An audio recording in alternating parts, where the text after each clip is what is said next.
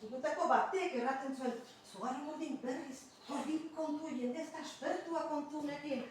Eta kusi behar duzu bertze ikuspuntu batetik sorgin kontua zeren. Orai artean zerkiak eta denak izan diren liburuetan irakurri ditugunak, hau da, epaileek, inkisidorek berek erraten zutena gure jenderi buruz.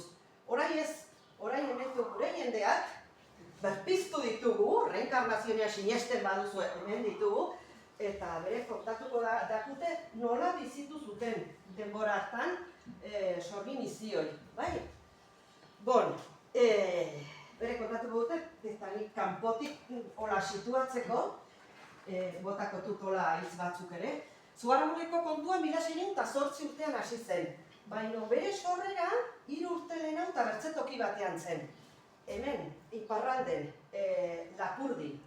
1608 urtean zen gertakari bat, ordu arte kostaldeko jauntxoa Urtubi jauna zen. Urtubi jaunak agintzen zuen Donibanen, Zigur, Urruñan, Hendaian.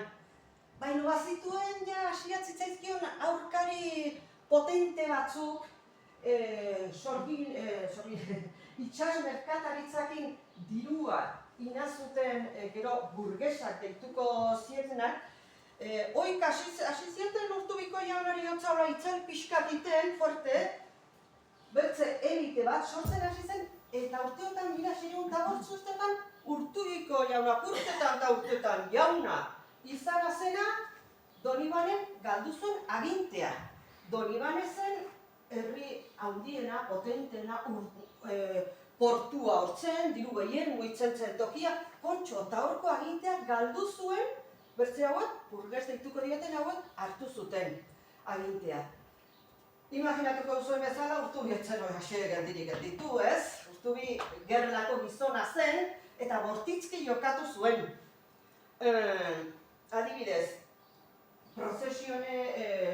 Corpus Christiko prozesionean, non eliz gizonak prozesionatzen duten herritar xumeak eta baitare agintariak, urte hortan, Urtubi etzagon agintarien artean, bertze ziren. Orduan, Urtubik bidali zituen bere soldaduak zaldi gainean prozesionean mozteko, oztopatzeko, popu bazterran hasteko, gero Piskalderan txaudon ibaneko bestetan, San Juanetan, berdintxu jokatu zuen, hola, bortizki, dantzariak plazan aiziela berdin soldaduak bota zituen, berare haitu zen mehatxuka, eta, bon, aste batzuk hilabetetzeko lan eman zituen, baina zuen deus konsegitu. Orduan, bertze gisako arma potentiago bat erabili zuen. Eta zen, sorginkeria leporatzeko akusazioneak.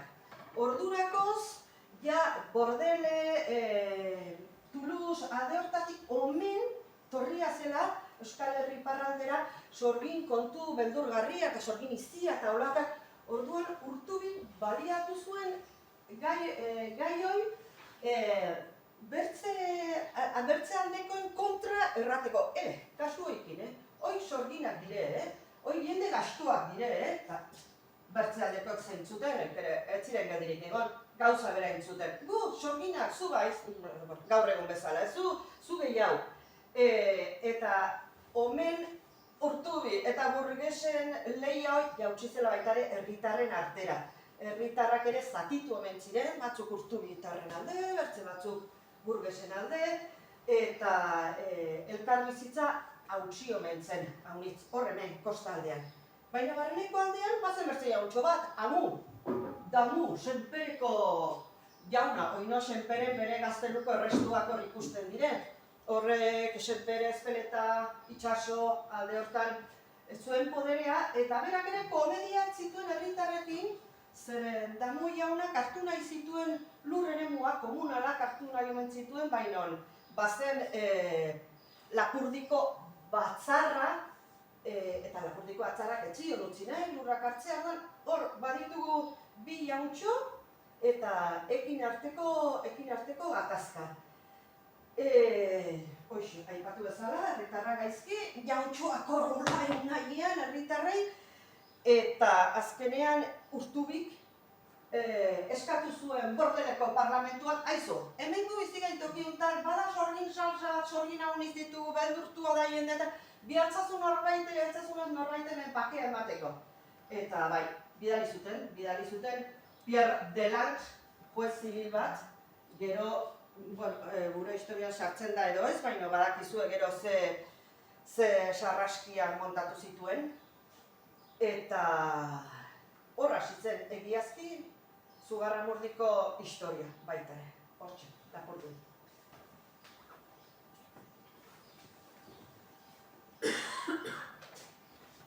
Xinideiko Maria nauzue. Eta ederki ezagutzen ditut gertakari guzti horiek.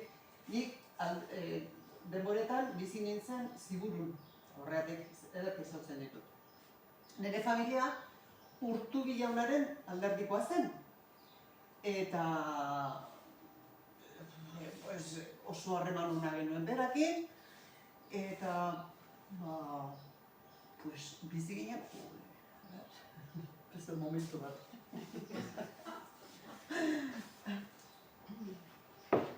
Txuletatera gaur? Bai, bai. Konfiantzaka, ez? Ezagunaka, ez? Hola, xer. Ximeriko maianen, hori horte, gauzek karrabia kontatzen ziren. Zer kontatzen ziren. Gauzak, giroa oso argia sortu zen. Eta afera askikorak bilatu zen. Jendeak batzu bertzen sorginkaria leporatzen zioten elkarren artean, eta hor, ja, oso larri zen. Gero, kontatzen ziren gauzak sorginean guri buruz, terriblea ziren. Sorgineak aurrak baitzen zituztela. Jendea hiltzen zutela. Hildakoen haragia eta barrenak jaten zituztela. Eritasunak sortzen zituztela, ekaitzak eragiten zituztela, Donibaneko portura sartzen ziren etxasontziak ondoratzen zituztela, uztak ondatzen zituztela. Gero, ortzien hauetan elkartzen omen ziren meza beltzak ospatzeko. Ipurdian musu emanez, gurtzen omen zuten deabua.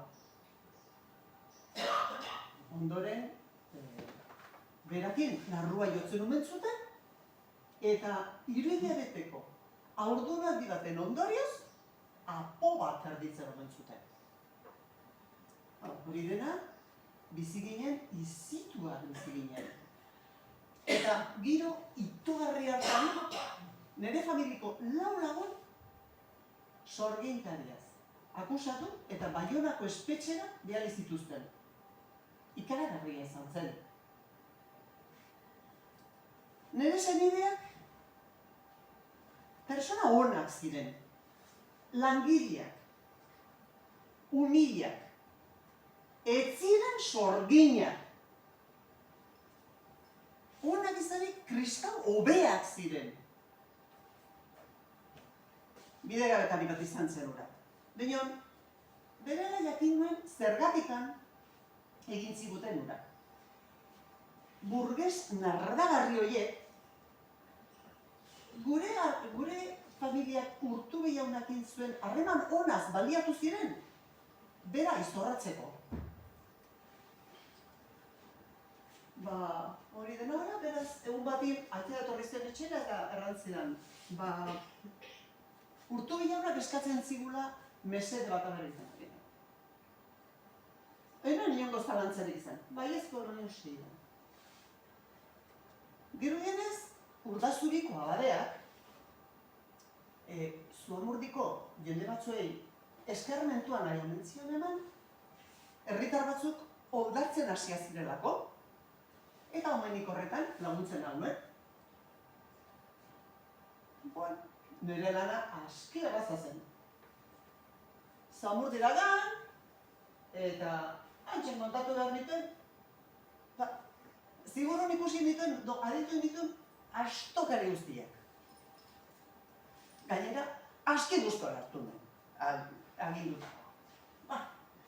Hantxen, ahertu nintzen Zuamurdin, eta erran nituen, bazirenak eta etzirenak. Hasi nintzen. Ni, zigurron sorgina izan nintzen. Eta Zuamurdin biak egarretan parte hartu nuela. Gero, abadeak, Urdazubiko abadeak, adierazi zizkidan, Zuamurdiko biztanle batzuen izenak aipatu nituen sorgina zirela, eta ja, hasi nintzen jale barmatzen. Orduan, modu honetan, gisa honetan, Zuamurdin beldurra eta zalantza sortu nuen. Batzuk, banatu nuen. Batzuk, sinesten zuten nik errandagoa, beste batzuk bat ere. Binon, Zuamurdi herri zatitua eta izitua gelditu zen. Baina nik, nire lana bete nuen.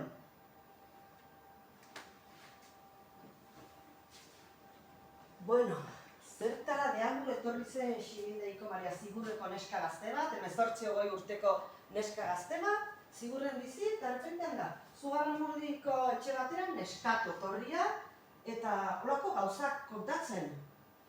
Bon, gaur egun badakigu zergatik izaintzen. Zugarramurdiko biztanleak, askian aipatzen dugun bezala, Senpere aldekoak eta Zuamurdin ere, garaiotan Zuamurdi eta Urdazubiko biztanleak, Urdazubiko monastegiaren menpe bizi ziren, morroiak ziren, eta gaki ziren uste batzuk nahi zuten askatasun pixkat hartu, bada agiri bat 1585 urtean Etxeberriko atean izan zela herri bilkura bat, eta hortik izendatu ziren batzuk jausteko Urdazubira, abadeakin solas egitera gauzak eskatzeko, zer dakit, aizu haustura behar dugulaik etxea konpontzeko wikio pagatu behar, edo errota erabili behar dugulaik wikio eman behar, eta pixkatorako gauzak ez.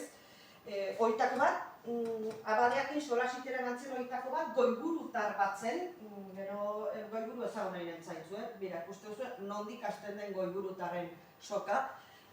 Bistan da, ez zutela deus lortu, Zuamurdiarrek, eta hor ageri da, Ximildegi Zugarramurdik zergatik etorria zen hor ageri da motibo argi bat.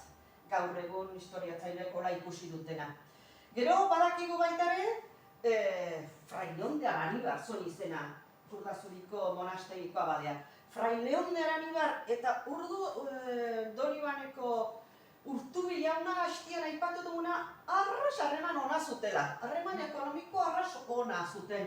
Urdazuin badakizue ferreriak bazirela, burdinolak, hor dugu bainekola, oitiago bada bakeola, dantxainen ere bazen ola bat, diru haunitzateatzen zuen monasterioak burdinolekin, eta nola iten zuten, nondik ekartzen zuten burdina, beretzen burdinik, ola, bai, burdina ekartzen zuten Bizkaiatik, Bizkaiako meategitatik, ekartzen zuten barkoz, eta barkoak deskargatzen zuen Donibaneko portuan, hau da, Urtubi jaunaren portuan deskargatzen zuten, han hirietan eta horregetan batzen zuten, eta Urtubi jaunaren eremua gurutzatu eta Urdazubira airatzen zen. Gaur egun Urdazuikoek oroitarazten dute abuztuaren lehenean burdinaren egunean, iteute hoi, no? Orduan hor ikusten dugu, Fray León de Aranibar eta Urtubik arras harreman ona eta estua zutela. Bertze gisako harreman espiritual bat edo bazuten baitare. Urdazubiko monastegia referentziako zentro handia zen, ospea handia zuen. Incluso politikoki omen zuen Nafarrako korteetan jarlekua baitare. Bueno, gauza da, Urtubitarrek donazioen pulitak iten zituztela monasterioari, fraileek otoitzakiteko, Urtubi jaunaren familia zaintzeko, eta baitare beren hilak bidea harrapatu dezaten, ez? Beren difuntuak. Nahasmen hortan, Ximildeek aipatu duen nahasmen hortan jendeak etzakela zertzen egia zerrez, batzuk aserre, diotenez, omentzen persona batek gainetik arrasongi ikusi zuela dena, eta omentzen Iruñeko apezpikua. Arek argi ikusi omentzu eta idatzia bildua da, arek errantzuela sorgin izia edo sorgin beldurra Frantziatik etorri da eta pulpitotatik edatu da. Eta gero ikusi da hola izan zela. Ximildeiko Mariak bazterrak nahasitu, herria zatitua eta beldurtua utzi du, eta omen garai hartan, ez bakarrik Zuamurdin, edozein tokitan, edozein herritikitan, herritarren artean sortzen ziren arazoak eta saiatzen omen ziren konpontzen bilduz eta solasinez. Bai, orduan, olako saiakera bat izan omentzen Zuamurdin. 1908ko abenduko azkeneko egunoitako batean, elkartu omen ziren elizan 50 bat lagun. Pentsa, 50 lagun haunitz da. Elkartu omen ziren, ekin artean solasiteko, barkatu behartzena, eta pentsatuko dugu handik atera izan zirela gauzak, erdi konpontuak edo solasinak edo kalmatuak edo, ez? Eta teorian hor finitu behartzen afera eta listo, baina etzen hor finitu. Etzen hor finitu, Urdazuiko abadeak ordurako ja inkisizione abisoa pasatu baziolakoz, aizu, Urtubikin azuen izan, aizu, hemen gure zen aldautan sorginak badire, zatozte. Eta Logroñoko inkisizioak bidali zuen komisario bat Zugarramurdira bilkura horren aste pare baten buruan.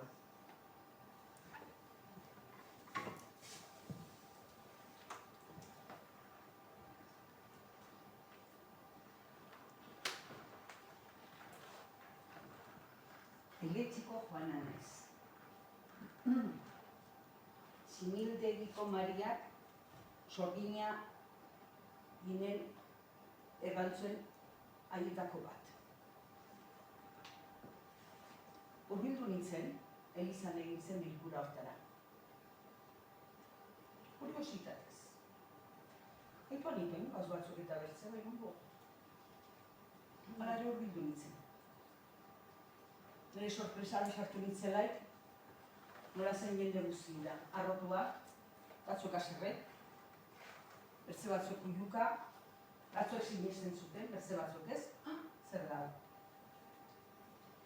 Unitzen pixkat, unitzen haitzen zerraten zuten, bazen nire kontra ere, bazen bertze batzuk baino nire kontra. Familiakoak nire kontra. Sinesten, Simildegiko Maria Ergel kultuna horrek lan zituen fantasi guztiak. Eta posible. Auzokoak ere bai. Kuriositatez garitzen mainon, hasi zitzaidan alako beldur pixka bat. Kaka saltatzen hasi nintzen. Zerbaite bada, serioskita.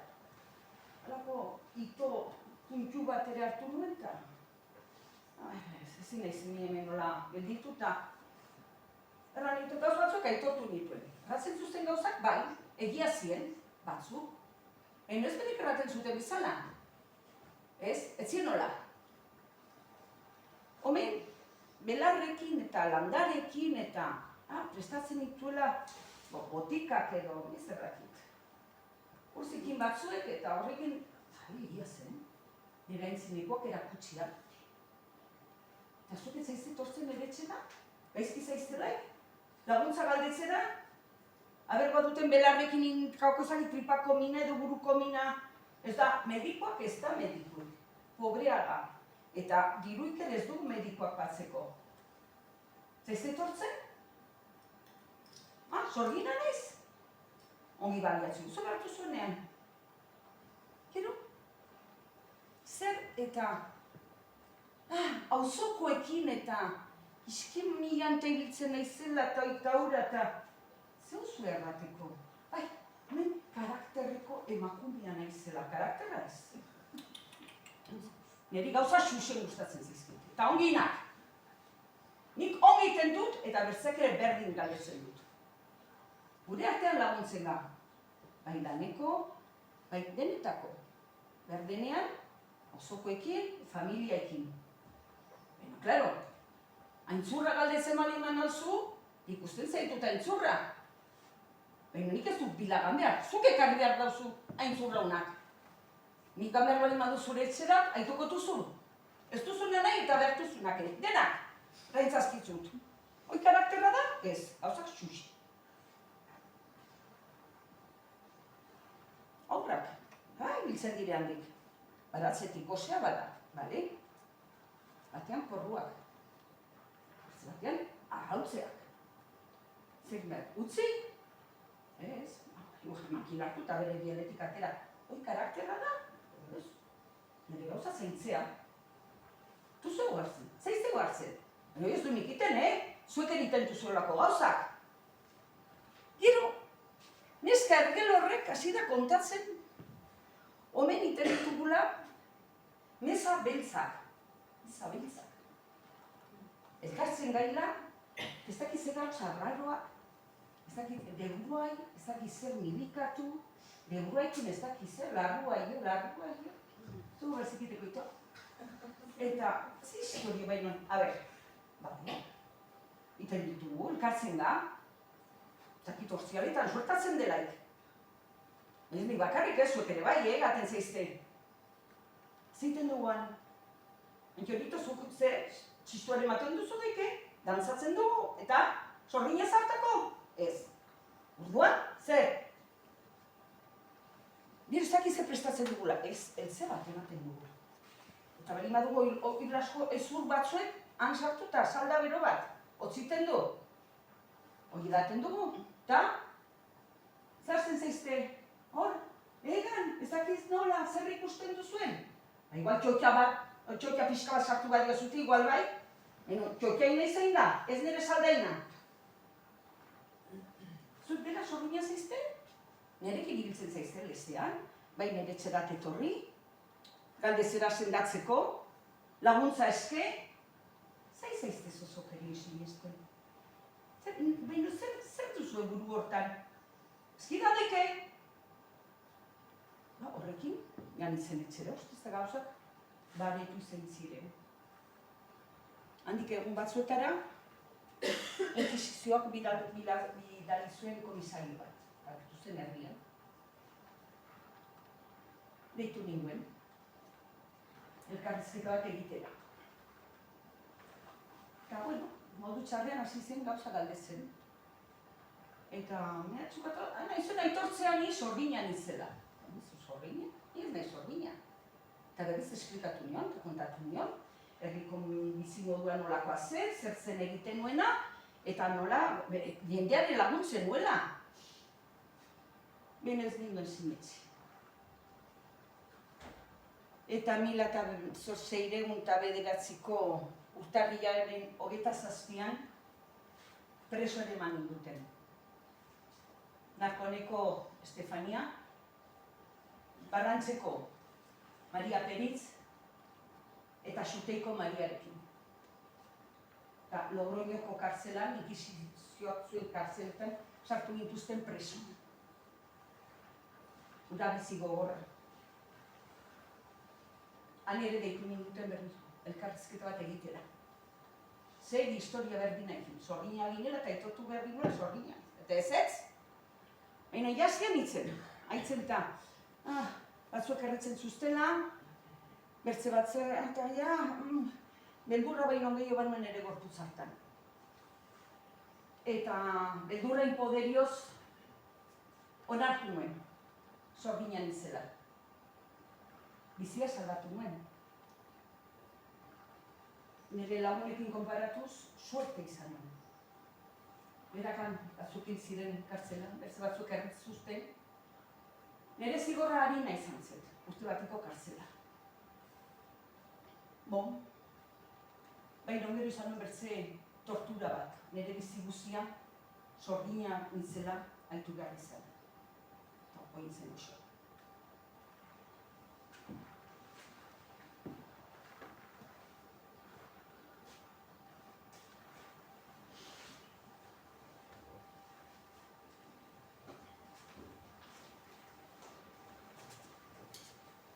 Gabon.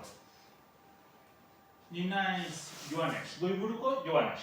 Eta hoxe da, nire maztekia, Estefana. Iriarteko Estefana. Guai epatu duten lau emazteko iken ondotik, gu izan giren urrengo biktimak. Xibileko Maria gure kontrara ditu zen. Eta gure izan ginen, Elizan izan zen bilkura hartan. Eta behar bezala uste egin nuen, gauza, hortan gilituko zila.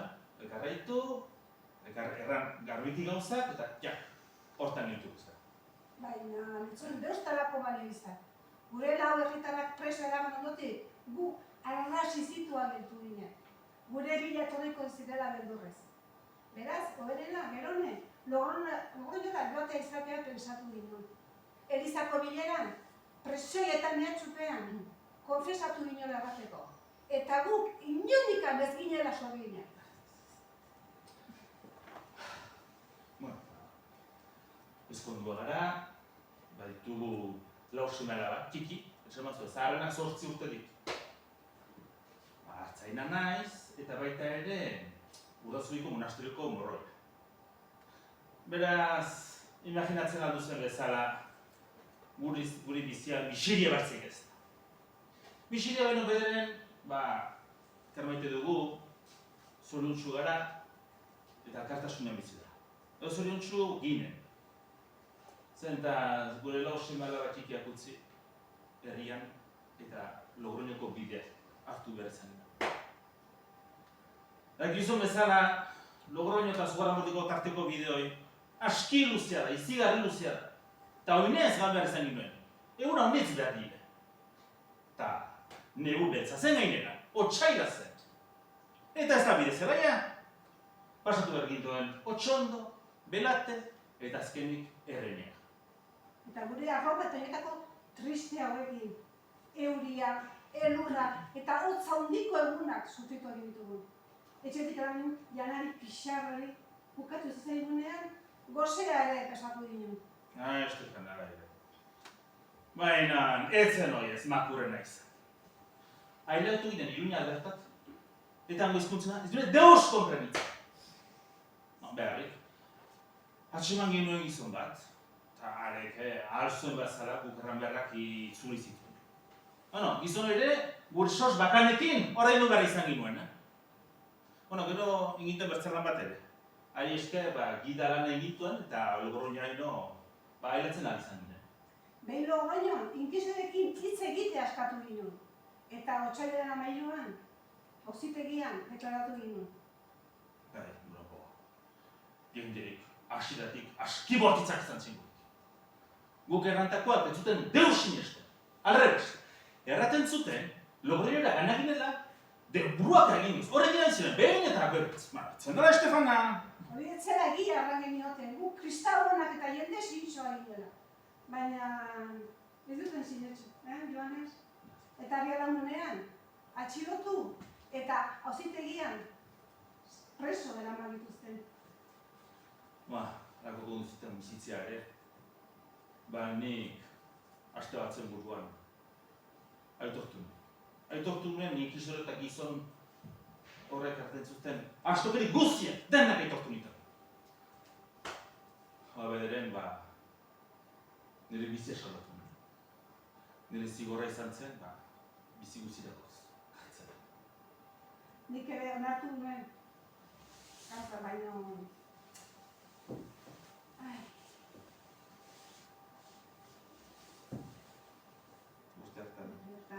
Iraian, iruditzen. Gaixo gure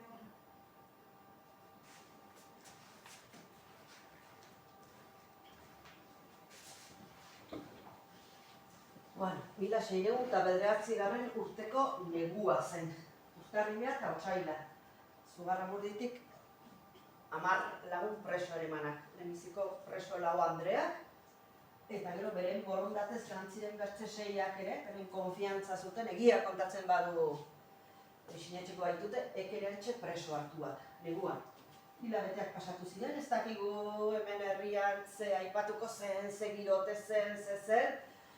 Eta, pesatu jendek almatzen hasi zaintzela, baina zikiro biharamunean, izan da orduan, etzela zikiroi, baina abuztuaren 19 batean, Logroñoko inkisidore bat hiru ziren han, bi gelditu ziren, eta bat unat etorri zen, abuztuaren 19an, Urdazubiko monastegian hartu zen ostatu, biztan da, Zuamurdinetzen bere neurriko bere gisako non gelditu, antxen, eta han pasatu zituen aste batzuk sokari segituz.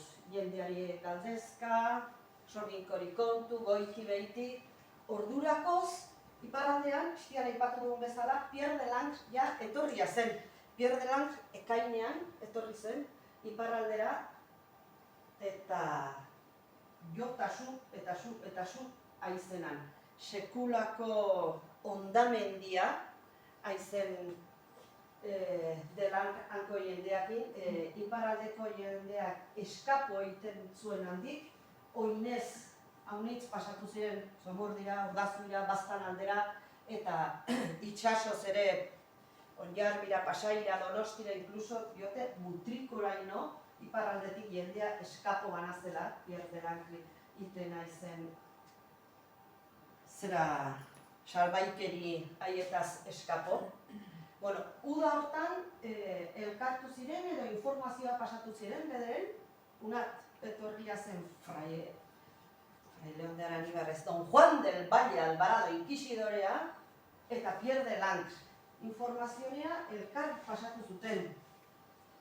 Eta badakigu, Juan del Valle Alvaradok hemen txagonak eskaini ziola Pierre de Lange, aizu, nahi baduzu, unat zure gandik eskapo etorri diren hemengoa, nahi baduzu, hartuko dugu, eta pasatuko dazkitzu, eta baina Pierre de Lange errantzion, ez, arek ja nahiko bazka bazuenan, nahiko lan, eta hitz arro batzukin kontestatu omen zion erranez.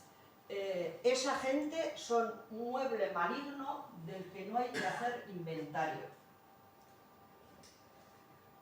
Orduan, Juan del Valle Alvarado, inkisidorea, Urdazubi eta Zugarramurdin miaketan aste batzuk pasatu zituen, oino, eta hori buruan, iraila erdi aldera ja, bere lana hemen tik-tik intzuen, agindu zuen bertze 15 lagun Urdazubi eta Zugarramurdiko 15 lagun preso hartzea eta Logroñora eramatea. 15 oikin artean, 2 eliz gizon ere baziren.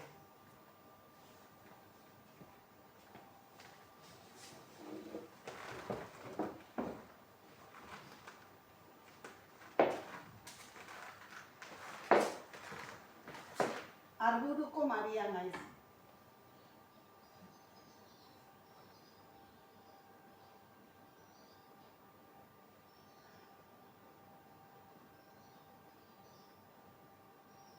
Eta gainera, Fray Pedro de Arburu eliz gizonaren ere ama naiz.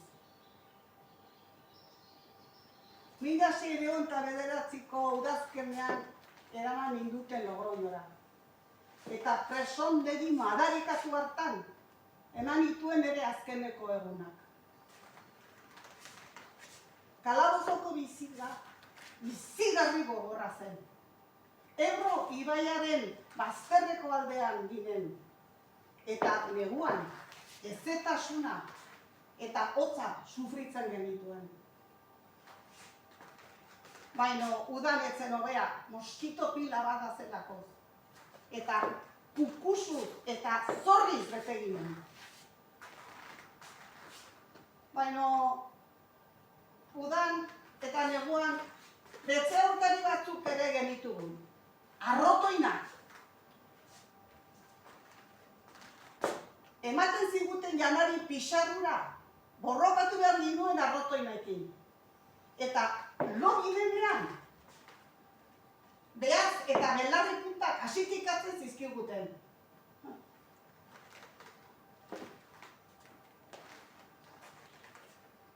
Lurrean egiten ginuen lo.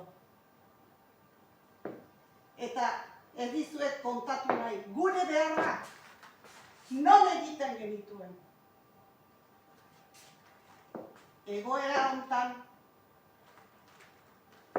eritasun izurriteak bizitu genitugun. Eta horren ondorioz lagun batzuk ezin izan ziren sendatu eta galdur dituen. Nik bizirik irautea lortu nuen. Baina akaso hiltzea hoberena izanen zen. Nola sufritu nuen gizon horien aintzinean. Ze tortura jasan behar izan nituen. Inkisidorea leporatzen zizkidaten astokeriak ez nituen onartzen. Eta ondorioaz torturatua izan nintzen. Haragiak urratuak, ezurrak raskatuak, bidikak, lerturi, nire gorputza guztia mina handi bat zen.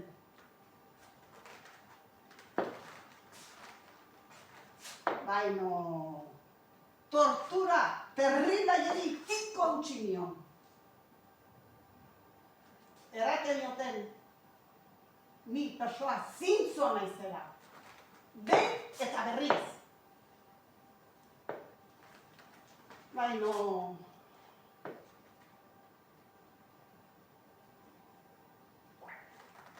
nire sufrikaria ezen nezan finitu. Inkisidorea zigorra heriotza eman zidaten. Eta ondorioaz sutan erre ninduten. Ni ez nahi sorgina, sorginak ez dire.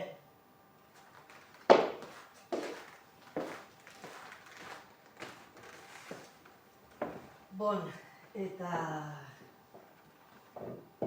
hau da gure jendeek bizitu zutena. Gero, bigarren zatia izan zenan autodefedean atera zituztelaik eta han ere bertze sofrikari bat pasatu zuten Logroñoko karriketan barna antxen beren kontraitu behar izan zituztenak eta historio. Baina, hori ez dugu gaur kontatuko. baina Alvarado inkisidore hemendik partitu zelaik, ez zuen bere lan hau finitu, ez zen Logroñora bueltatu. Segitu zuen bere ronda iten, hemendik Esakara gantzen, Lesakatik Donostira, Donostitik Tolosara gantzen, eta segitu zuen miaketak eta akusazioak biltzen, eta oino hainbat jende bidali zituen Logroñora guretaz gain, han Logroñoko kartzelan jende haunitz gehiago bazen preso. Ez ziren gero autodeferean atera baino, jende haunitz gehiago preso egon zirena. Etako bat, igual ezaunen etzaitzuen Maria Zozaia. Maria Zozaia gaixoak inkisizioneak berekin salbuespen bat intzuen, zeren hemen aipatu duten bezala, Teletxoko Joanak aitortu zuen, dena egia da, eta bizitza salbatu zuen, Joanesek eta Estefanak gauza bera intzuen eta bizitza salbatu zuen. Eta Zozaiako Maria gauza bera bizitu nahi zuen, bizitza salbatu nahi zuen, eta onartu zuen dena, dena erantzun, bai, hoi dena egia da, beraz bizitza salbatu behar zuen ez, baina inkisizioak salbuespen bat intzuen errantzuen, persona, zen neska, adineko bat zen, 29 urte zituen. Pertsona izigarri gaiztoa zela eta gainera sorginkeria eta gaiztakeria haunitz edatua zuela. Eta orduan xutara bidali zuten Zozaiako Maria. Zozaiako Maria Renterian hartu zuten preso, baina hori ere gizkoa da.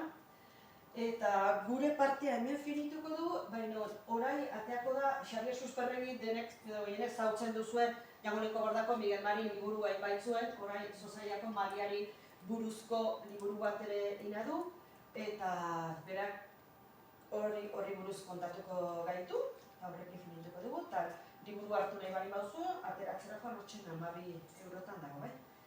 Beraz, Xabierrekin finituko du, bai Xabier?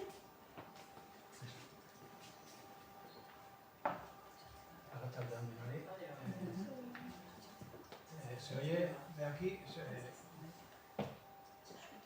Sí, ahora se oye mejor. Lo primero, agradecer a todas las personas que habéis venido, agradecer al grupo de teatro que nos ha acompañado hoy, sobre todo por el grupo humano que significa para mí. Llevamos un tiempo haciendo historias juntos y es una auténtica maravilla tenerlos.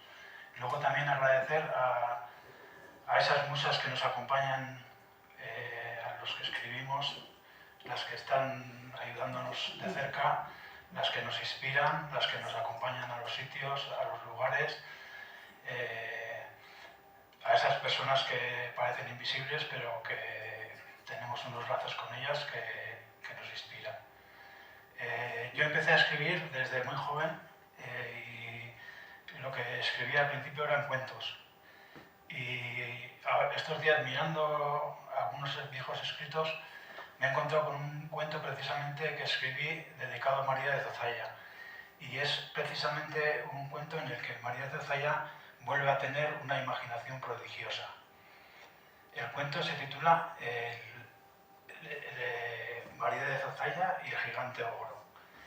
En Rentería, igual que Zugarramurdi, hay cuevas, no son tan grandes como aquí, pero hay unas cuevas donde en el cuento habitaba un gigante que solía comer pues, vacas, ovejas, cabras, todo lo que pillaba.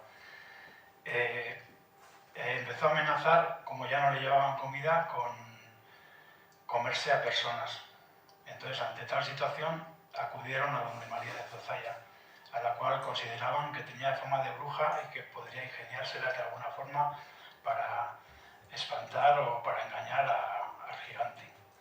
En realidad María de Zozaya no era bruja, ni mucho menos, pero eso sí tenía una imaginación prodigiosa. María de Zozaya lo que les pidió a las personas que querían acabar con el gigante ogro, les pidió, bueno, el gigante dijo que si conseguían traerle tal cantidad de comida que no pudiese terminar, se iría para siempre de Rentería. Y María de Zozaya lo que les pidió es toda la cantidad que podrían traerle, pero no llegó más que a ser unos trozos de queso, de jamón, un pollo asado y poco más. Ante la sorpresa de todos los presentes, María de Zozaya se sentó y se comió todo lo que había todo lo que habían llevado para el logro. Y después se dirigió hacia la cueva. Es probable que luego os cuente cómo termine, o igual alguien ya se lo puede imaginar, pero bueno, al final lo sabremos. Siempre me interesó mucho, cayó en mis manos un libro del Oyarzún antiguo, que era de leyendas, y me interesó mucho aquellas historias que leí de Lamias, de Inchisus, que es un personaje como un enano de esa zona de Oyarzún.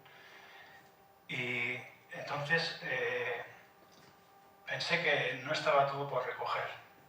Y empecé a visitar caseríos de un lado a otro y empecé a recoger muchas historias, algunas que hacían referencia a brujas, otras a lamias, a gentiles, a Inchisus.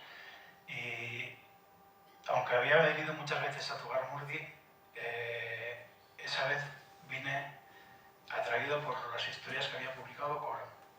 Y estuve con ella y me estuvo cómodo, porque ella, no sé si sabréis todos, pero atesora cantidad de historias que ha ido recopilando también y que algún día pues eso las podrá contar en público probablemente. Y entonces vine aquí, estuve recogiendo esas historias, estuve también visitando algunas casas que habían sido interesantes o importantes en la historia de Zugarramurdi y relacionado con las brujas. También visité una pequeña tienda de recuerdos donde trabajaba una chica que precisamente había trabajado en las cuevas y tenía muchas cosas recopiladas, tenía historias recopiladas. Y entonces había cosas de brujas, claro, había cosas de contrabandistas, había cosas de la Segunda Guerra Mundial, pero me entregó todo lo que había escrito, me dejó el librito que había escrito para que me lo llevase y me dijo que sobre todas esas historias había una que si algún día podía, que la tenía que sacar a la luz. Y pasaron los años y al final pude sacar a la luz, como algunos ya sabréis, la historia de Miguel Mar Iturbide.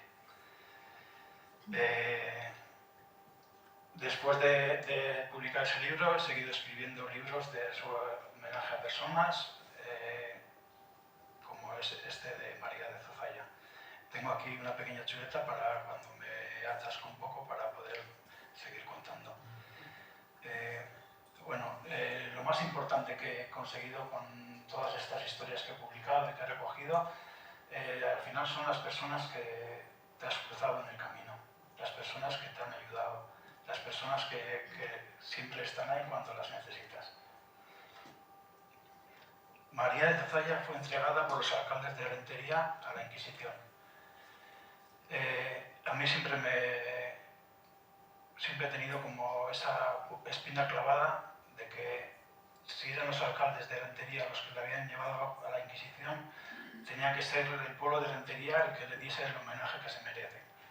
Y así hace cerca de 12 o 13 años me entrevisté con el alcalde, preparé un informe dedicado a María de Zozaya y se lo entregué pensando que ese informe no iba a quedar perdido como terminó siendo al final.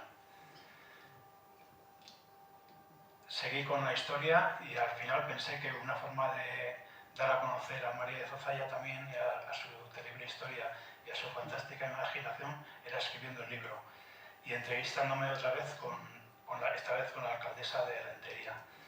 Y en esa entrevista pude darme cuenta que las palabras tanto que decía yo como ella, que decía que sí que merecía un reconocimiento, no iban a caer en saco roto. María de Zozaya está relacionado con varios lugares. Primeramente con Olleregui, que es donde nació. Vivió 14 años en Olleregui. Hemos podido saber en qué casa, de casualidad, pero hemos conseguido saberlo. A los 14 años fue a Elizondo, donde estuvo la juventud hasta los 20 años.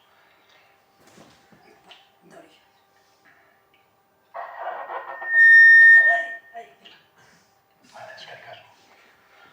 Luego de allí ya marchó a Rentería.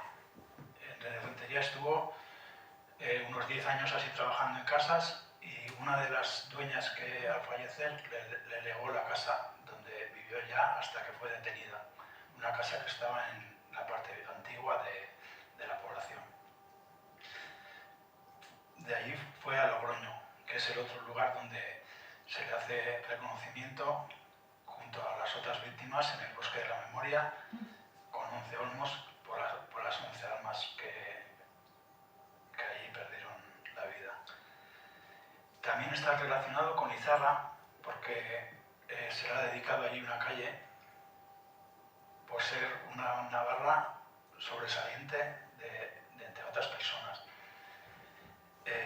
Y también está relacionado con Zugarramurdi, claro está, porque aparte que en la Wikipedia, por ejemplo, aparece que es una de las otras sorguiñas de Zugarramurdi, que se pensaban que era también de aquí, algunas personas pensaban. También aquí se le reconoce, se le homenajea también. Y hay que pensar que los últimos meses de vida los pasó con personas de Zugarramurdi, que compartió las últimas miserias y los últimos sufrimientos de su vida, esos momentos tan importantes, los pasó con personas de Zugarramurdi, por eso también está relacionado con Zugarramurdi. A María de Zozaya se le consideraba también que era capaz de hundir barcos, lo escriben historiadores eso, que era capaz, que intimaba con el demonio, y sobre todo se le acusaba de poder dogmatizar o embrujar a cantidad de personas. También se le acusa de emponzoñar manzanas y peras para envenenar a personas mucho antes de que Blancanieves fuese conocida. Luego,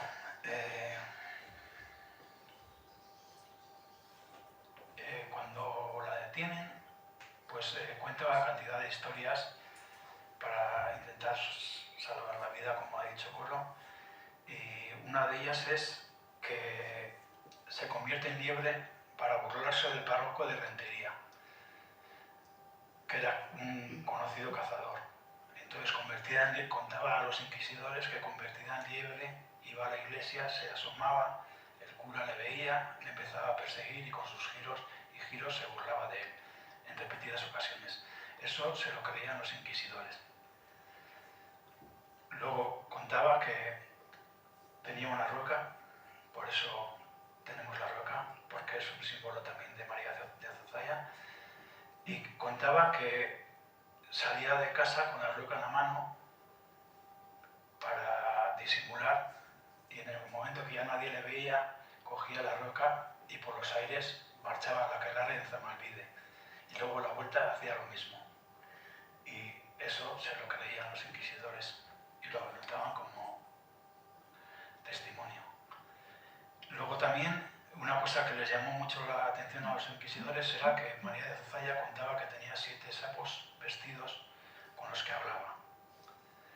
Fue tal lo que creyeron los inquisidores que mandaron a los soldados desde Logroño a Rentería a registrar la casa para capturar a los sapos vestidos que hablaban. Claro, no encontraron nada. Entonces pensaron que era el demonio que se había anticipado a los soldados. O sea, imaginaros las creencias que tenían los propios inquisidores y lo que hacían creer a las personas de entonces. El libro se puede encontrar muchos datos históricos de la época en los pueblos en que estuvo, de personas que convivieron con ella. Se puede encontrar también los testimonios que realizó a la Inquisición. Hay muchas ilustraciones de Teresa Villalobos de México, que es una ilustradora que apoya de forma altruista todos los proyectos que iniciamos, y luego está reconstruida la vida imaginariamente de una persona, de María de Azozaya, con su imaginación prodigiosa, a base de poemas que narran pequeñas historias que pudieron ocurrir, no ocurrieron realmente, pero nos hace imaginar cómo pudo ser la vida de una persona que recorrió esos lugares en esa época con todo lo que aconteció. había dejado con María de Zozaya en la cueva, llegando a la cueva, después de haber comido todo lo que le trajeron, y alguien imagina qué es lo que hizo después. Entró en la cueva con el plato, el gigante le dijo, ponte encima del plato porque vas a ser tú mi almuerzo. Pero ella dijo, espera un poco. Se fue a un rincón donde nadie la veía y llenó el plato. Y se lo entregó al gigante. El gigante intentó por todos los medios comer aquello, pero le resultó imposible. Tuvo que alejarse del lugar para siempre. Me ha gustado encontrar este cuento porque me doy cuenta que ya desde entonces valoraba la magia de las personas y no la magia que se ha inducido que hacían las personas o se ha querido. Y bueno, ya para terminar, hace poco decíamos que pronto volveríamos a vernos y pasarán unos meses, pero estaremos pronto también de nuevo todos juntos aquí, espero, todas juntas, presentando alguna cosa o haciendo algún teatro o alguna historia. Mira, es que ven ahí.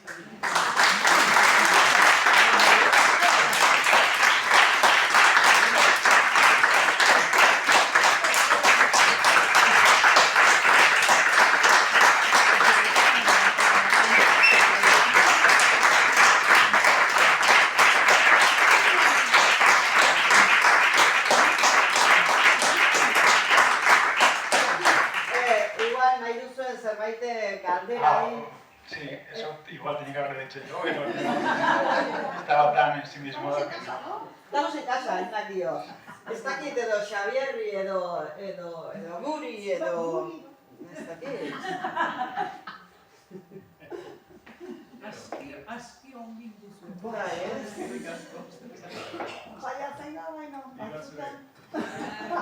Hau, badakigu, liburuan kontatzen dio, gauza garrienak ez, baina liburuetan biltzen da baitaren nola senarre emazte ziren Joanes eta zera dintzuten, seme-alaba bazituztela, ze gertatu zen beraiekin. Eta, orduan horrekin guk, tititio idera bildu dugu eta seguru orai bertze gisara ikusten ditutzuela gure aintzinekoak. Lehenu ez ginakun deus. Lehenu ez ginakun Ez, deus. bakarrik, lehen hau zen beldurra, lezea, sorgina eta beldurra, eta gastuak zirela. Eta orai dakikoan justu kontrakoak zirela, jende ausarta, honratuak eta biktimak izan ziren. Eta etzela sorgina izan. Honi bizka beldurtu atorreka ez zera, honi berotu lan naute, Osea, que ongi atetxe badaiz, bueno, Suposatzen da hila zaude. Diferentein dugu? Espero dugu igual, pixkat igual, pasatu zura momentu hona. Pues untan utziko dugu, orduan,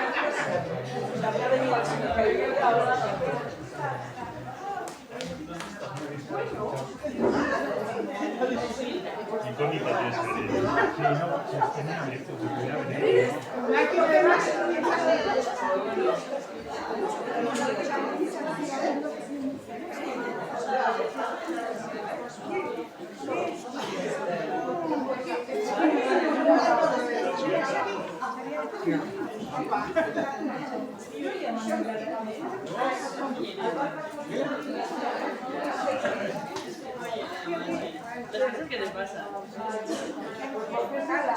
Bueno.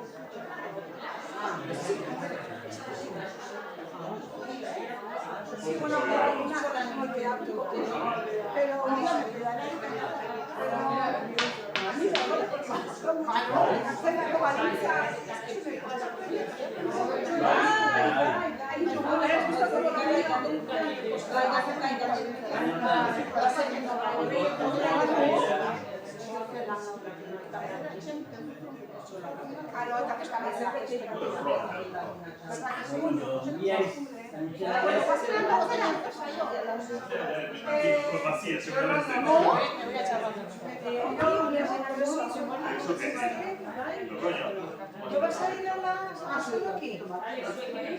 ¿Ahí? ¿Dónde vas ahora? Pues están dos horas aquí. Ah, que si quieres, sí, que me quedo. Ah, vale. No, pero de cabeza estoy bien.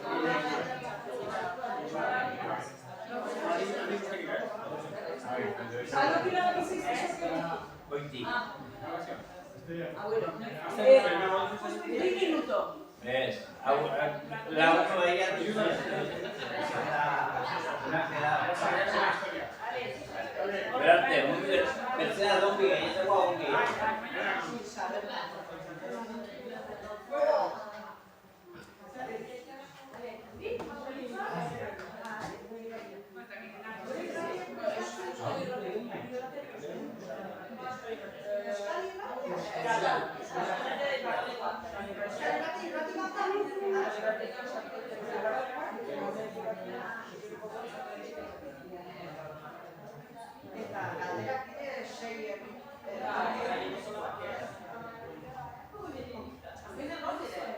Maiatzaren bian. Maiatzaren biak, seiak eta lau denetan uste dut. Horren erdia uste dut.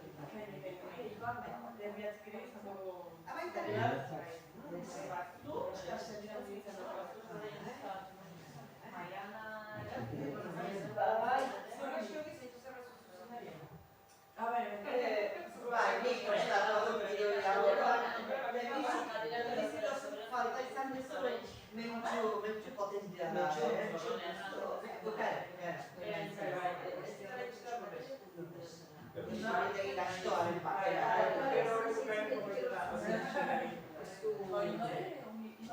Bai,